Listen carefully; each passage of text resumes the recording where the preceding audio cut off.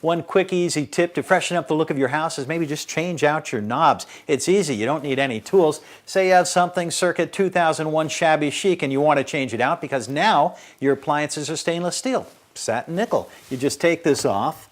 It takes no time at all. And you put the other one on, just like this. Just that easy, and you have a fresh new look.